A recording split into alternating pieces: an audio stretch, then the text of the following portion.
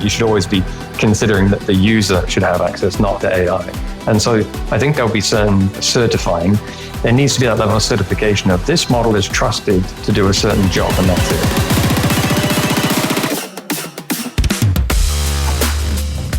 Welcome to Trust Versus, a podcast powered by HITRUST, the global leader of cybersecurity assurance.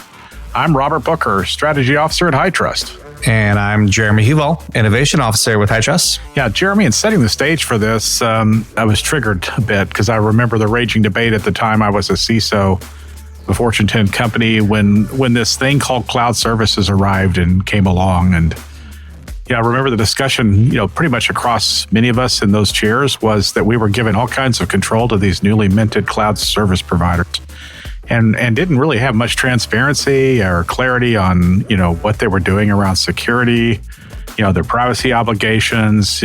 Some of them initially said they had no privacy obligations because they couldn't see the data, but the regulators didn't exactly agree with that. So it just became a really challenging space. We had some leaders like CIOs saying, we are getting rid of everything. We're going to close the data center. We're all going to cloud. And others were like, hold it. We're never going to cloud. We're not going to turn down what we think is important for what we also think is a fad. So it was kind of a raging debate. It got to the point where one day we woke up and suddenly cloud service providers were, probably the most important thing people were thinking about doing from an IT architecture point of view. And, as I remember that debate and kind of the transition to it becoming status quo, the thing that happened that really made it possible was this concept of, shared responsibility and inheriting controls from cloud service providers, knowing who was doing what and kind of all of that obligation for privacy and security being understood. Yeah, absolutely. The problem is real. And what's interesting about cloud adoption versus AI adoption is, to your point, there's a lot of hesitance to move onto the cloud with covered data because there was questions about who is responsible for controlling this setting or doing this review, who's responsible for data governance, will it be encrypted? There's a lot of questions that were answered by shared responsibility matrices, and that's the focus of today's episode. But yeah, the point I'm making is it's so different with AI because AI, instead of a hesitance, there's a rush. People are rushing to move their data onto AI systems. And so we're seeing the opposite problem. We've got to slow everything down and really mint and solidify these same controls that took so long to figure out for cloud. So many of these data security controls and the controls around the model and technical controls are shared between an AI service provider and you as an organization deploying AI and as an AI provider. There's a lot of questions around who owns what, and there's not a lot of good answers. Yeah, so we solved it. We solved it for cloud, I think, or at least I believe. We've been at the forefront of the industry working this problem. And now we're, to your point, we're facing it again with AI. And I think this time the security leaders are the ones saying, hold it, slow down. And the organizations oftentimes have moved past it. So, here we are again looking at the problem, which really brings us to today's interview you had. Absolutely. Yeah, we reached out to Richard Diver, and he is really close to a lot of, the beating pulse of this problem. Microsoft has taken what I view as a lead in trying to answer this shared responsibility for AI problem by providing clarity. They were the first to market with a AI shared responsibility matrix that's really similar to the cloud shared responsibility matrices that are just so commonplace now. Since Microsoft published it, Cloud Security Alliance published theirs. That's largely based on the Microsoft AI shared responsibility model. And it also happened that Richard wrote a book about AI security that we'll talk about in the interview as well. And so a lot of things came together to make it make sense for us to get on the phone with Richard and talk about just the Microsoft AI shared responsibility matrix that he was instrumental in creating, as well as just the problem of AI security at large. In the conversation, we also talk about, the HITRUST solution to AI security assurances. We'll talk about that. And then after the interview, we'll talk a bit about HITRUST's inheritance capabilities. Yeah, but it was really cool conversation with Richard because he's so knowledgeable about this space. In addition to being an author and working for Microsoft, he's got his own newsletter on LinkedIn, which we'll talk about as well, dealing with technical security issues, written for sort of a general non-technical audience, very approachable. So yeah, let's dive in.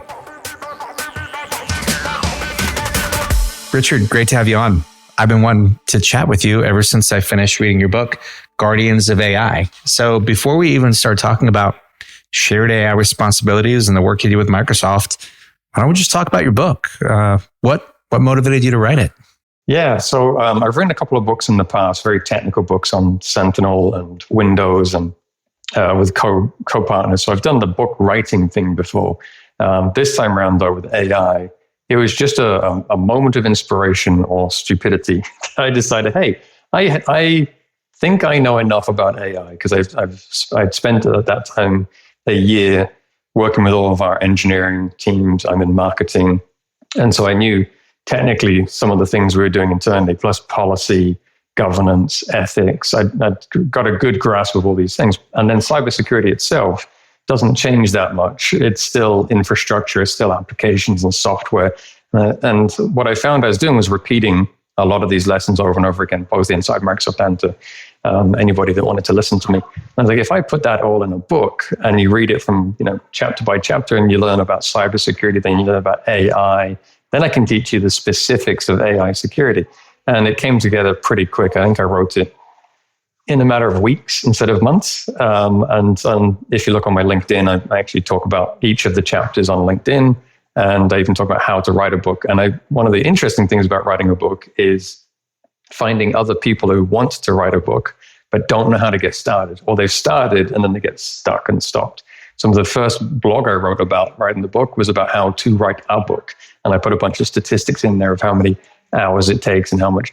I didn't even know how many words you're supposed to have or how many chapters and pages. Like there's no real formula. Yeah, you've got a newsletter on LinkedIn, Drawing Cybersecurity. Yeah, that again was somebody telling me that I have all these stories. When you've been around a bit for a few years, you get all these stories of things you've done in the past. And as you tell people, they're interested. And so why don't you put that together in like a blog post? And again, one of those things I hadn't done before. So LinkedIn's a really good platform to just get started on building a newsletter that you can write beforehand and then schedule release. And so I just put a bunch of diagrams together and the story behind the diagram and just explaining why a really good diagram explains so many things. It just clarifies or it doesn't. And what it does is the people who do know what they're talking about can correct your diagram. But if you have something to start with, at least then you've got a talking point. Yeah, absolutely. And one of the diagrams that sort of led to this conversation is the Microsoft AI share responsibility model, which is an extension or restatement of the cloud share responsibility model in the context of AI systems.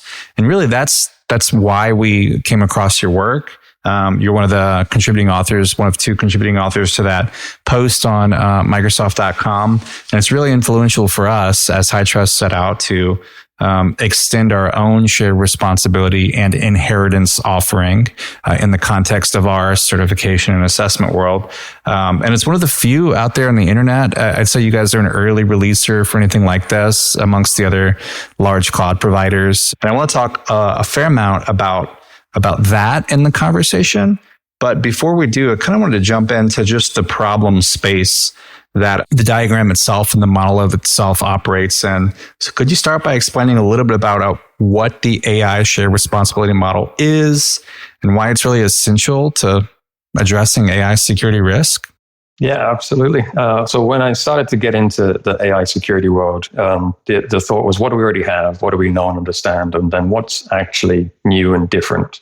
And that question hasn't stopped for the last year and a half, which is a lot of the problems are still the same problems you always had, except AI just gives you a new lens on it. So the framework came together as the inspiration was certainly that there's already a cloud reference architecture or a framework for responsibilities. So let's take that view that is easy to understand and let's use the AI specific layers. And so the layers are the AI platform is at the bottom.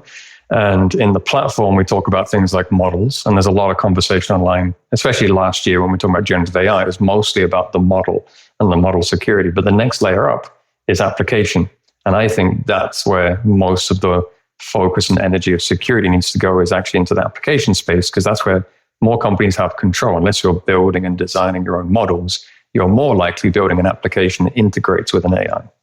And then the last layer at the top is usage, which is not so much technical about the system, but certainly that there's a layer of responsibility of anybody interfacing, interacting with, or choosing to use AI in their business, that there's some things, it doesn't matter who delivers AI to you or how you build it, if your users and your policies and your data isn't ready for this change, then there's going to be some usage issues.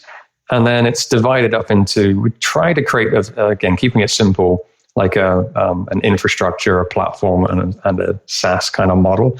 So the first one is bring your own model, where, again, there are some companies that will be, and especially as we get into small language models, some companies will train or at least take a base model and tune and build their own unique capabilities that they'll host themselves.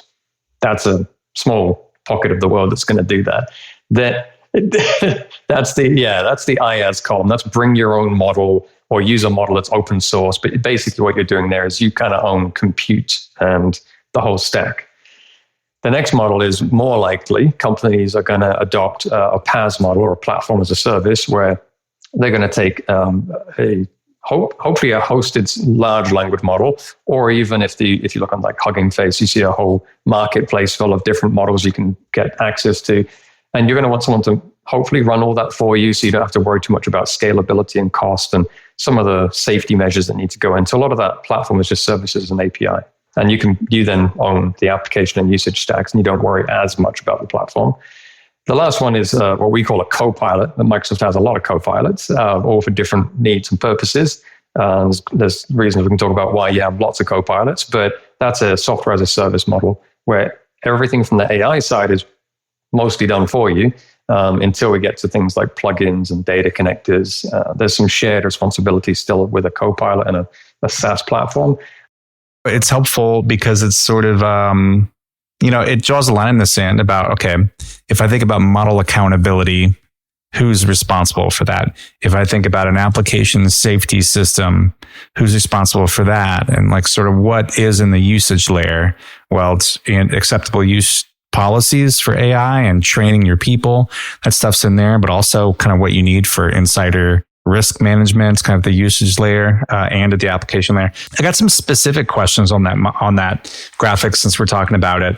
There's a few of the responsibilities that are indicated as, well, it could be the PaaS provider, or it could be the application deployer, dependent on the model. So you've got some flag that are model dependent down in the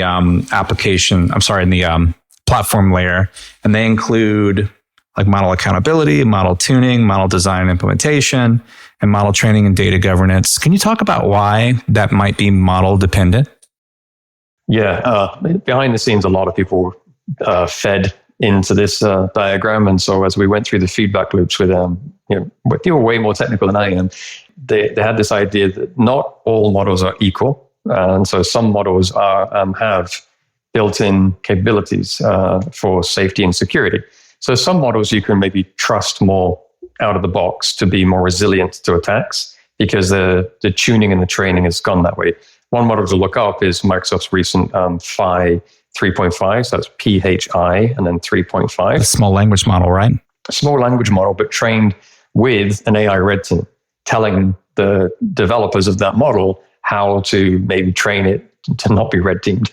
And so that is an extremely resilient model. Now, nothing's 100% in security, but that's a model you could look at and say, I want one like that that's not going to be as easy to break out of the box. Whereas other models maybe don't go through the same kind of testing and rigor, and they do a fantastic job. They provide a specific capability. So that's why it's model dependent. And then the other side, I think, of it is if you take something like OpenAI running on Azure, we offer that as an API.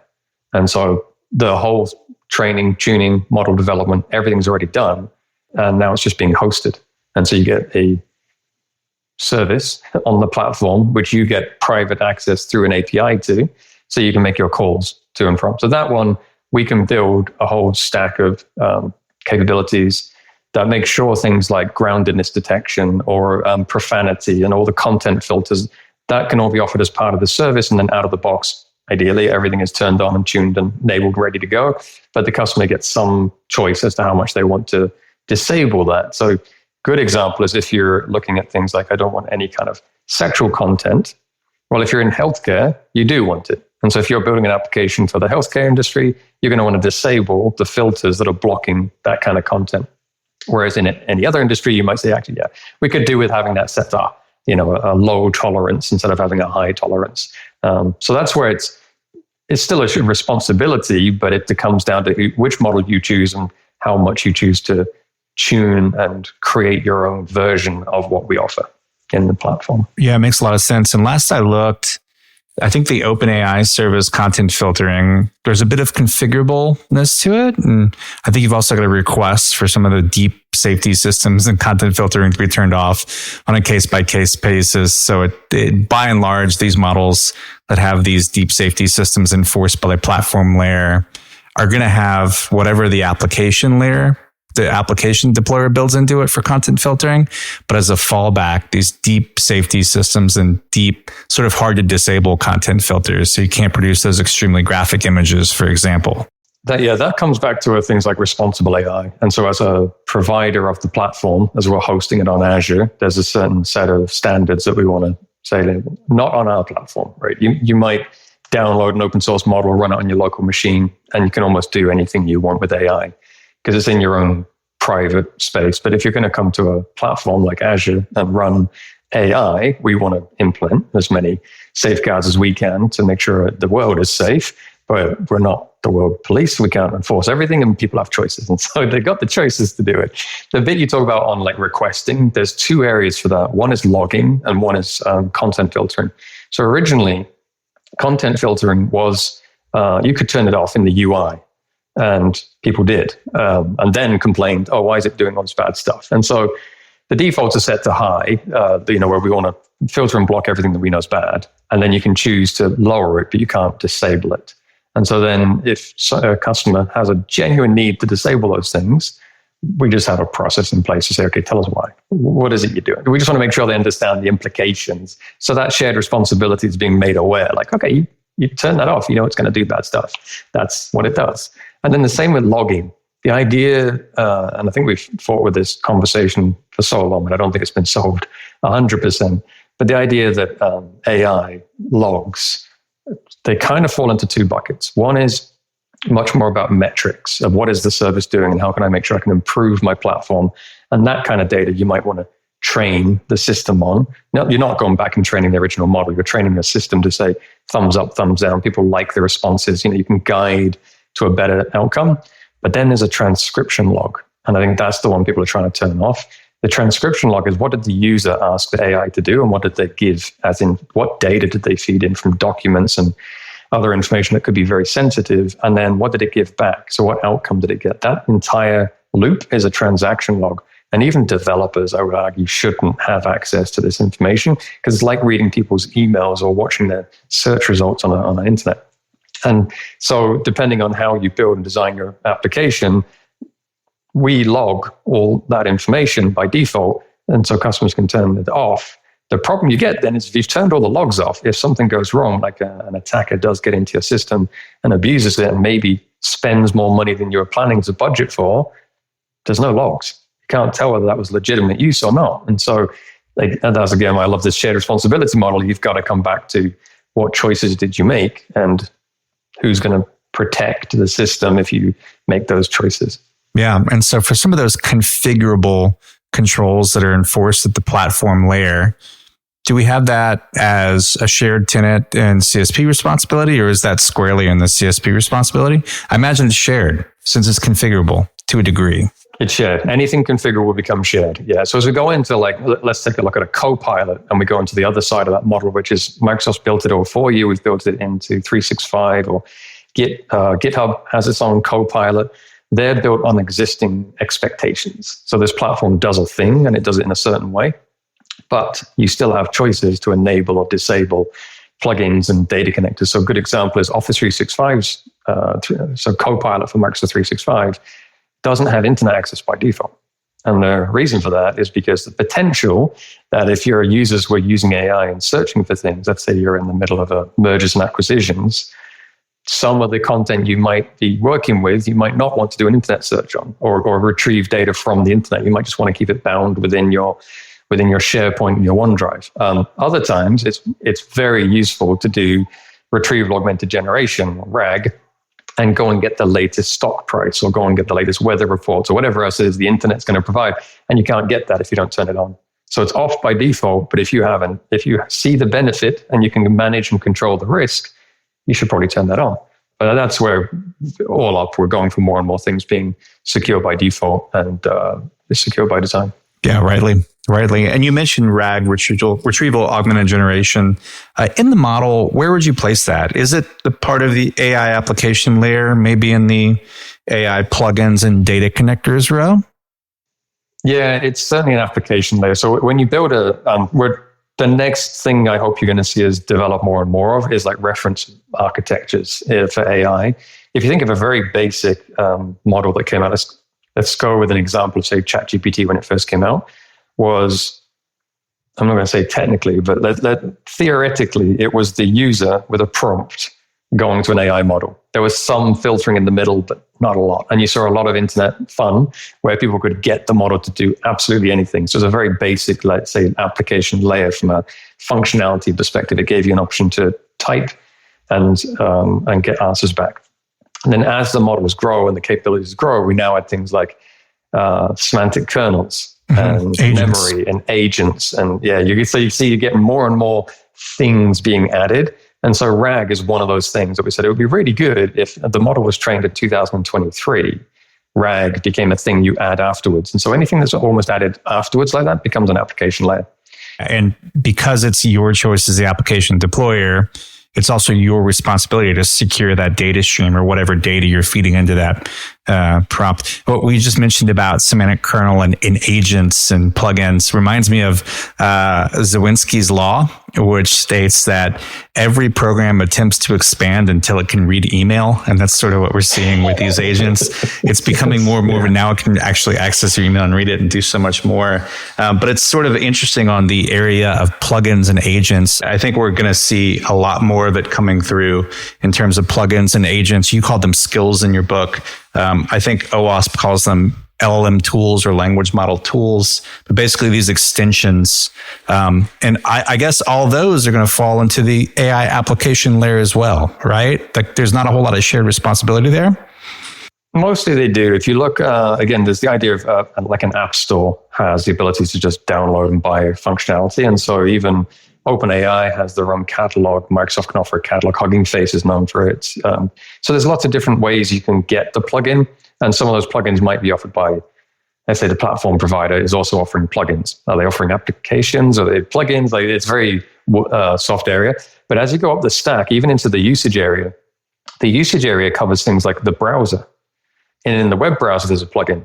And the web browser plugin that you build is nothing to do with your AI application because it's up to the user to choose to say download a plugin that they think might be getting them the greatest vouchers for buying online tickets or something, and they're getting discount codes. Or what if that browser plugin can inject code or modify the thing you're asking your AI to do? So then it becomes a man-in-the-middle attack kind of thing. So manipulation. So it's all about prompt injection and the ability to do things like indirect prompt injection, where it's not the prompt, but the content. So anything that's able to modify in the usage layer is another area where that's another risk or consideration about controls and accountability and how do you make sure your users have got a clean environment. And it really comes down to what data you're trying to get to. So if you know what the data is and how secure and safe the data is supposed to be, everything else along the chain should dictate this is going to be a corporate managed device, multi-factor authentication, no browser plugins that we don't trust. Whereas if it's something that's internet public facing on the internet, anybody can use it, like a chatbot, let's say for a customer help FAQ, you're not going to enforce any policies on that because you hope all of your thousands of customers are going to be able to use it without having to log in. So you change the data requirements of the back end and say, don't put anything sensitive in there like pricing information or inside information. And that's a few companies I've talked to. Again, we'll go back to the idea of threat modeling. if you don't understand the way some of this works and you haven't threat modeled it, somebody can manipulate one or more parts of the system in a way you might not have thought about. So I definitely encourage thinking about, as you implement an AI system, you think about how to threat model that end to end. So it's not just the model and the problems the model has, but the application layer, and then how you might, this is where the red team comes in. How could the red team get in? And most of it's coming in through the prompt, coming in through the content. So just don't trust the input. Well, I'm really glad you brought up the browser plugin example. You talked about it in your book, sort of in the context of prompt injection, which is a really specific large language model or language model threat, Gen AI threat. And one really interesting tangent you put in here in the book was about how an old printer threat actually plays into this. Can you talk about that old printer threat and kind of how it fits into the prompt injection threat that we see today? That's another good analogy that I use. So my background was infrastructure and Active Directory and all the good old stuff before AI. And the printer problem is that you could send an email to be printed, and the printer would print the email off. It's nice and easy. The attacker, though, could send you a phishing email that would be a voucher for the burger bar. And in that email would be white text on white background, which would send instructions to the printer to tell the printer to don't just print this page off and give them the voucher on a piece of white paper, but also take all of the memory that you have for the last 24 hours of print jobs, package that up into a zip file and share it on Dropbox.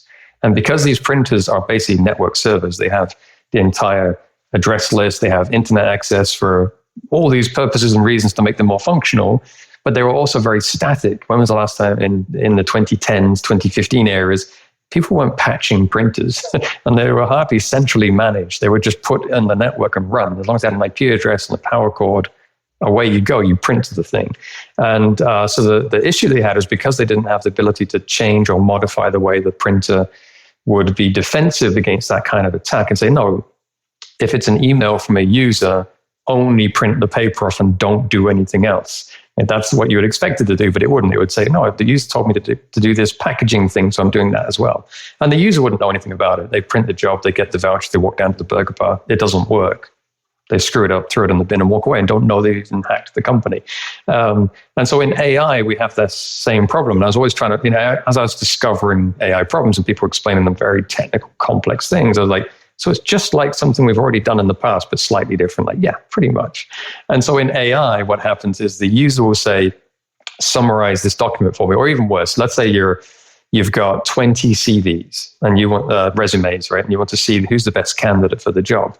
Well, the clever candidate might have embedded some text, image, hidden message inside of their CV that when read by an LLM will make sure that they're at the top of the pile.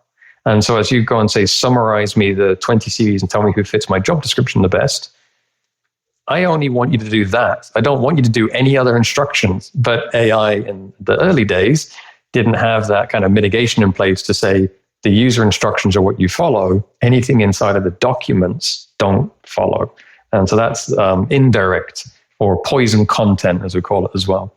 And so that poison content can come from anywhere. It could be RAG, we mentioned earlier, go to a website. It could be Wikipedia. If somebody modified a certain web page on Wikipedia to have LLM damaging controls in it, the next time you go and do a lookup and your AI system says, yeah, use Wikipedia, go see if it's on there. Now it reads in, it's like the watering hole idea. Now it reads in bad data because it went to a known trusted source, but the data was bad. Again, the user doesn't know. They didn't even have any control. They didn't say go to Wikipedia. They just asked the question. But the system was smart enough to go to Wikipedia and back up their answer and give you references. And now you've got this potential trigger going in. So I scare people a lot in AI, but honestly, we discover these problems and then we put mitigations in place. But the idea coming on talks like this and sharing these models is to try to get more people to think about what could go wrong and just make sure you have the mitigations in place. And this isn't any different to life before AI, but AI, again, gets us to just think differently. Like, well, what if AI does something with it? As opposed to, well, what if a user did it? Which is the same question. Can a user do it? Then an AI can probably do it too, or it can be tricked into doing it. Yeah, absolutely. Well, and I think there's a lot of, like you mentioned, traditional cybersecurity threats that we know about for a long time, like don't trust the user inputs and poisoned user inputs that are kind of making their way into the AI space. And there's also sort of new AI threats we got to look out for, like model inversion and kind of membership attribution extraction and stuff like that.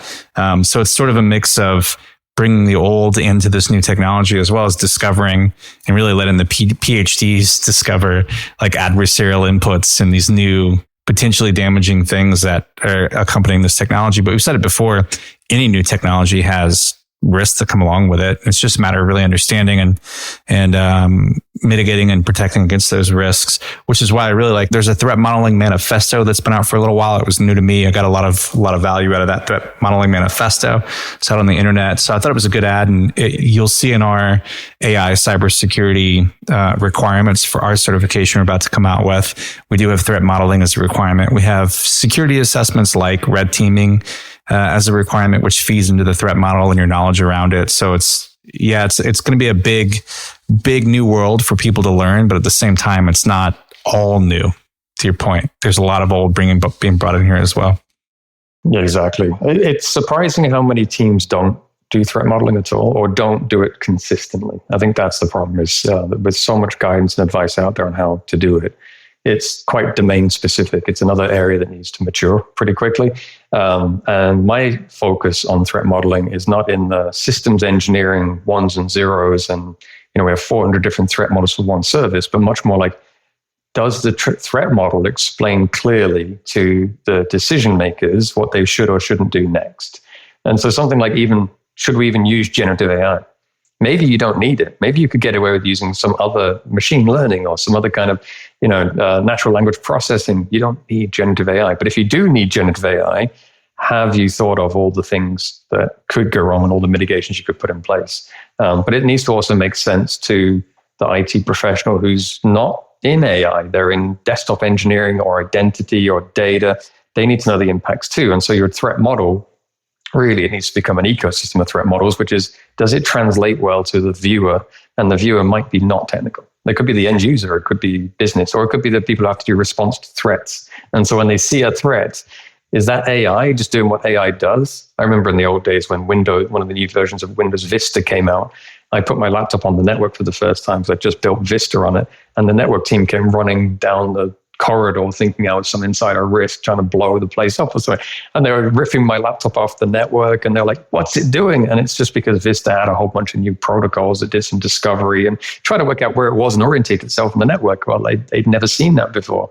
And so without understanding, what changed, and then where can I put controls in place to not just detect, but mitigate, then react and respond. And so there's this whole cycle of threat modeling that we need to mature, I think. So I'm working on that next. That's one of my next pet projects, one of my passion projects. After writing a book, what do I do next? And so the next thing, and for me, is to think more and more about threat modeling and how we can make that more accessible. A marriage of your writing skills and your diagramming skills sounds like a good. Yay. Sounds like a good fit on threat modeling. And it's an interesting thing that so many of these controls that are going to be critical for the health of the overall AI system actually have to happen at the model level, even before the system is deployed, but actually when the model is trained pre-production. So cleansing that training data and ensuring like development pipeline and data pipeline security leading up to the development release of that model, and like ensuring that your data scientists are using trusted data software packages for ML and LLM deployment. How does that fact reconcile with sort of the model zoos that you can download hundreds of thousands of different types of models from Hugging Face today, but you won't be able to get sort of the comfort that everything that I just described happened in the development of that random model that sounds like it really suits your need. But if you deploy it in your system and you look at the shared responsibility model and you see that all those model controls are really model dependent, does that mean that a lot of these freely available models, you just can't get the comfort that, it came from a really controlled environment without having some kind of additional level of assurance from the model developer itself? Like, how does that consideration fit into this conversation? Yeah, I think we'll see. The open source community is a great place for innovation and speed, right? You're going to get a specific model that does a certain thing a certain way, and it's exactly what you need. and it's been built for you. So you're going to use that.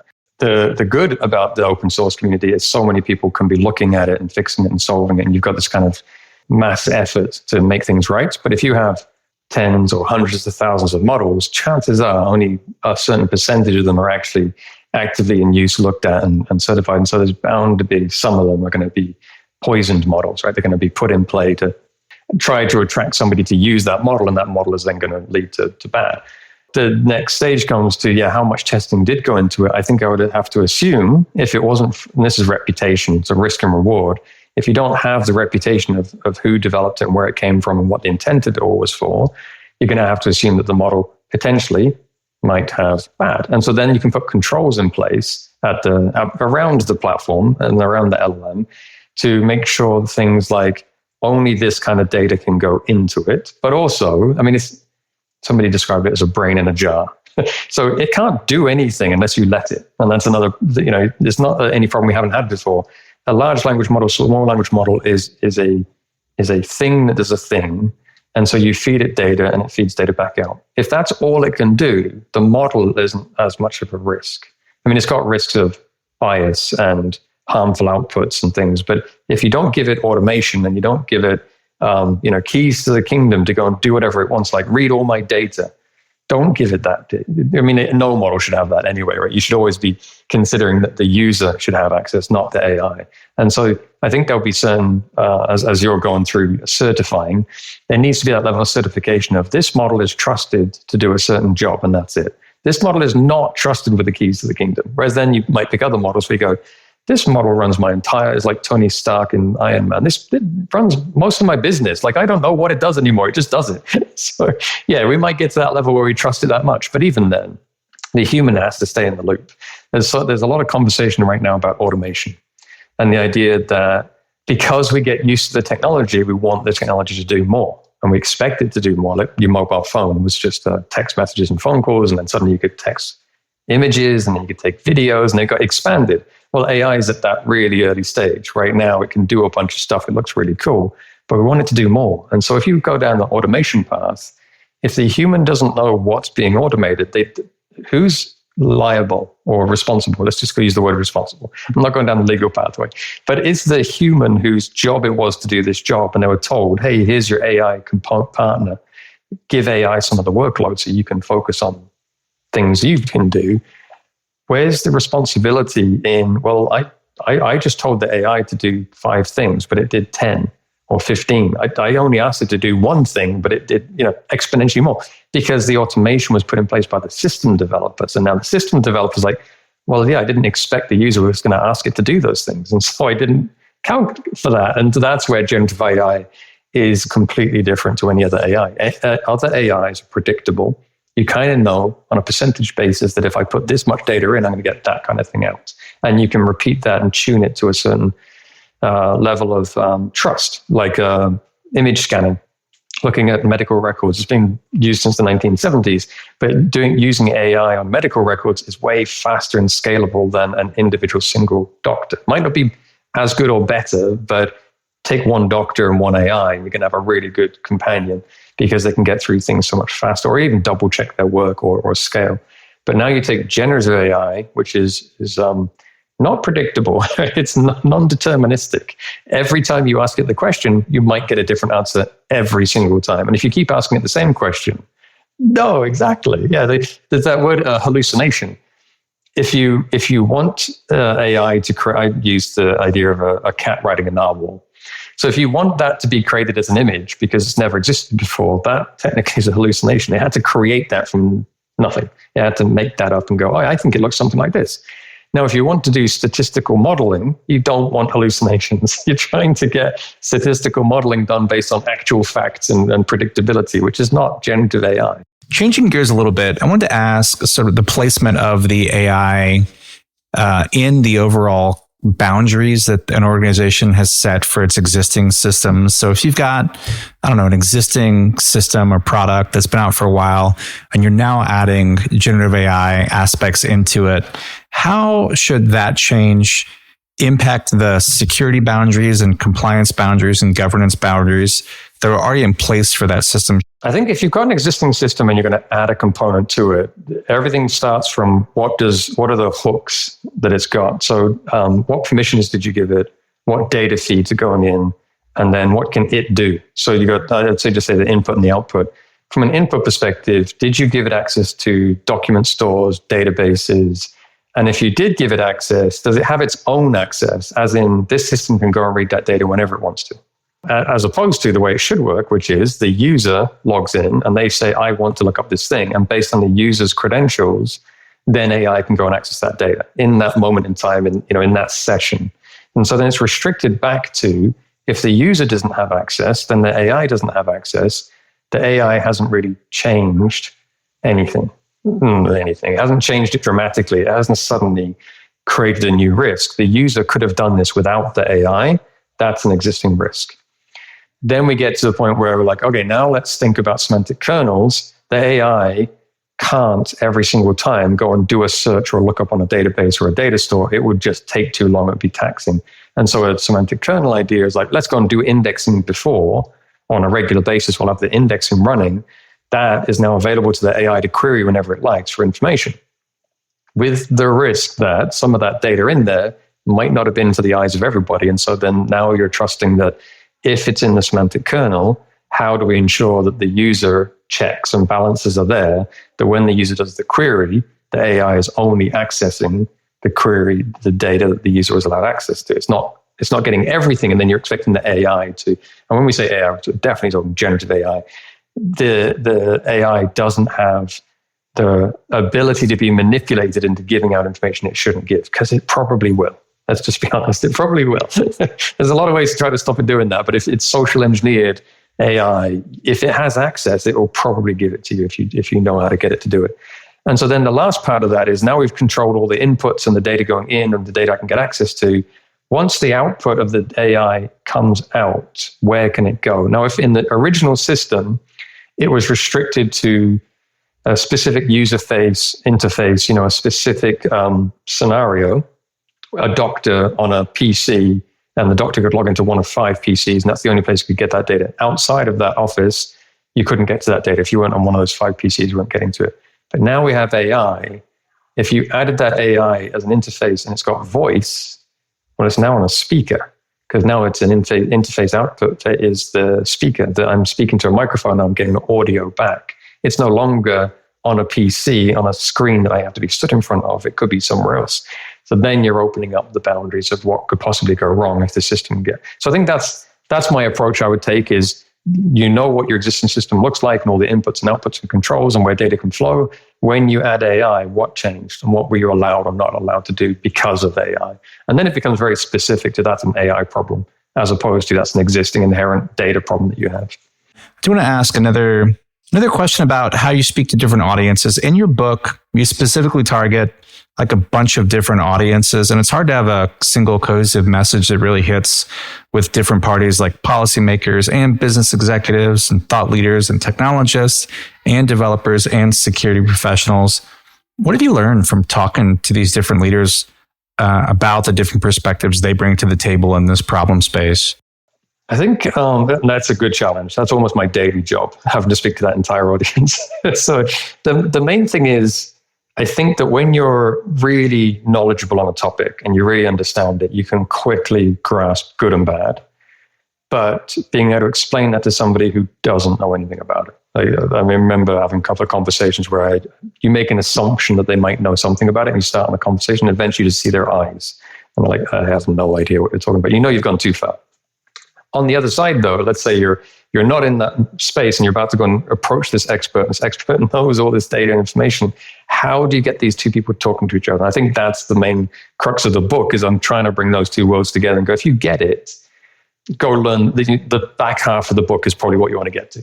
If you don't get it, I'm going to introduce you slowly to it. So go back to threat modeling. My idea of threat modeling is, if you get it, you should be able to articulate your threat model in such a way that somebody else of your peer should be able to understand, like for like, this is our threat model. But there should be an abstract of that you can use to go to the decision makers to explain to them just how bad a risk is. And sometimes the sky is falling. I need $1 million. Buy me a firewall and we'll fix everything. It's got to be reasonable, and then that's a disconnect. I've found a lot of technical people who are so good at their job don't have the ability to go and talk to it in a way that is understandable by someone who has to write a policy, has to assign budget, has to think about what the impact is in 2, 3, 4 years' time. And that was a step between being, let's say, a consultant to an architect to a business manager. As you go through these different phases in your career, you suddenly realize, I've got to think of a whole bunch of stuff I never had to think about before. How can our listeners follow and support your work and kind of stay abreast of what's going on? Yeah, I thank you for bringing up the book. I do appreciate that. I wrote the book just purely in the intent I thought the information had to get out there sooner than later. So I appreciate anybody reading it, recommending it, especially if you know students or if you know someone who's, it's an easy read. On my LinkedIn page, there's a newsletter called Drawing Cybersecurity. The first season was all about diagrams and how to improve using diagrams to tell a good story. The second season is pretty much me taking this book chapter by chapter and breaking it down and giving you as much information as I can in a blog post. But you can reach out to me. I'm always open to feedback or questions. Friend me on LinkedIn. That's the only place I really go. And I look forward to talking to you. Hi, everyone. Jeremy here. HITRUST just launched a free resource that could be a game changer for your organization. It's called the HITRUST Products and Services Directory, and it's a website that helps you locate software products or professional services firms to help address compliance, IT security, privacy, and AI gaps. Whether you're looking to achieve specific goals in these areas or to close known gaps, check out HITRUSTdirectory.com to help find the solutions you need. Again, that's HITRUSTdirectory.com. Hope to see you there.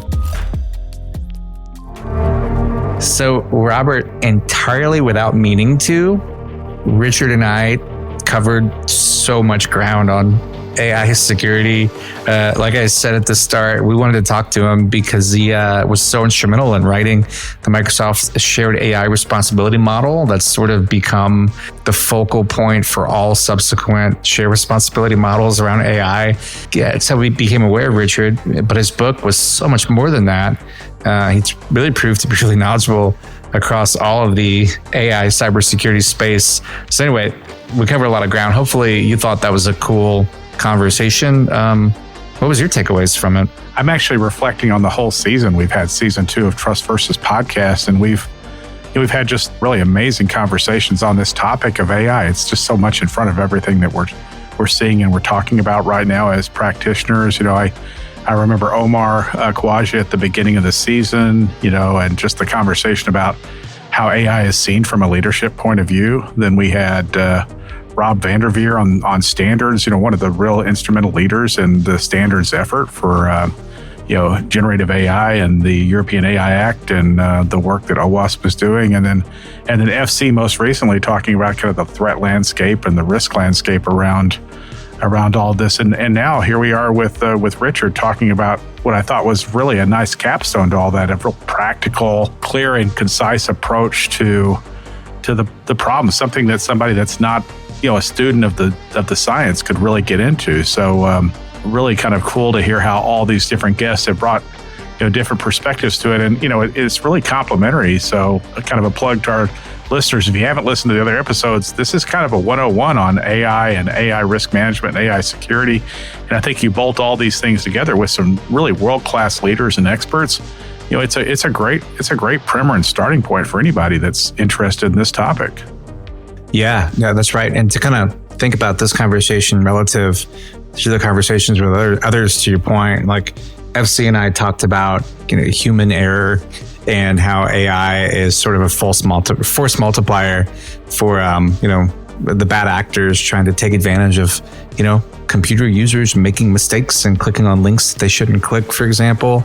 So it's all kind of in the same ballpark. And then we had talked to Rob Vanderveer from the OWASP and from a software improvement group just about the need for acknowledgement that there is uniqueness and novelty to AI cybersecurity that needs to be addressed through novel and unique and for-purpose controls here.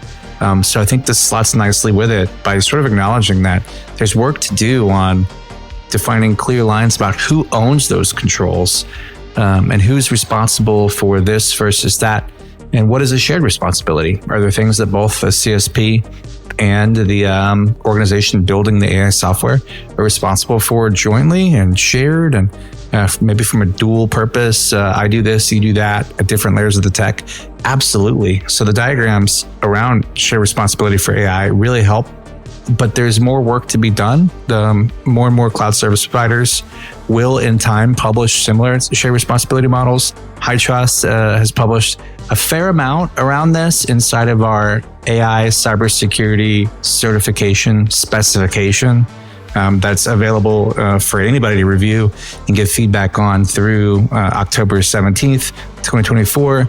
And it'll be available in some form or fashion online on a go-forward basis to accompany that certification. So yeah, there's just so much to unpack. We've been really lucky to talk to so many people that have given so much thought, energy, and thought leadership to the space. Well, I began the season, I won't say afraid of AI, but a little bit perplexed about how we were going to step into the problem. And I have to tell you, Jeremy, I'm excited about it now. I mean, we've learned a lot through this, not just our conversations here, but the work that HITRUST has been furthering with a working group looking at cybersecurity certification for deployed AI systems. You mentioned the RFC, getting literally feedback from many people. We see multiple hundreds of people have looked at it. It's really becoming an area that I trust is going to be helpful for the industry. And so I'm just excited about the journey that we're all on together. And I feel like there is a achievable approach to securing these systems that I didn't quite think I had full clarity on at the beginning of the season. So really grateful for the time that all of these people and leaders have been working the problem. It's a big problem, perhaps one of the most important problems in the evolution of technology since arguably since the internet came along, which is a pretty bold statement. So it's a big deal, and we have to get it right. And with that said, wanted to extend a sincere thank you for sticking with us and hope you enjoyed this conversation. Don't forget to leave a review on your favorite podcast app like Apple Podcasts and subscribe. Also, we'd love to hear from you. We mentioned the request for comment that's currently open at time of recording on our draft AI cybersecurity certification. Otherwise, we look forward to seeing you at our upcoming HITRUST conference, Collaborate, which is October 1st through 3rd in Frisco, Texas. See you then, and thanks. Thank you all. Have a great day.